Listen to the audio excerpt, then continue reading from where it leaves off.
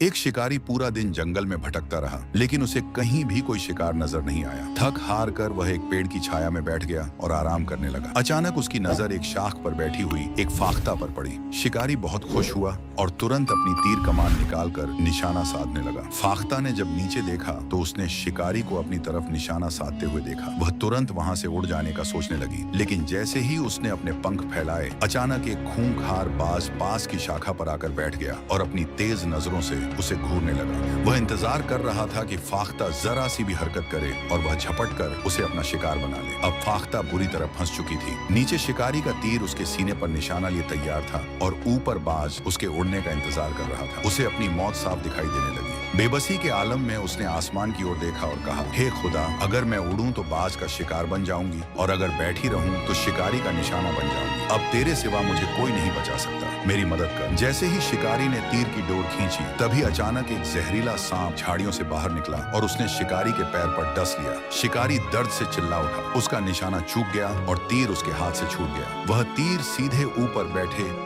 बाज के सीने में जा लगा और वह तड़पता हुआ जमीन पर गिर पड़ा। दूसरी ओर शिकारी भी सांप के तेज जहर की वजह से कुछ ही पलों में तड़प तड़प कर वहीं मर गया। दोनों दुश्मन जो फाख्ता की जान लेने आए थे, अपने अंजाम को पहुंच गए। फाख्ता खुश होकर खुदा का शुक्र अदा करती हुई अपने घोंसले की ओर उड़ गई। कभी कभी सब्र करना ही सबसे बड़ी हिकमत होती है और मदद वहां से आती है जहां इंसान ने सोचा भी नहीं होता।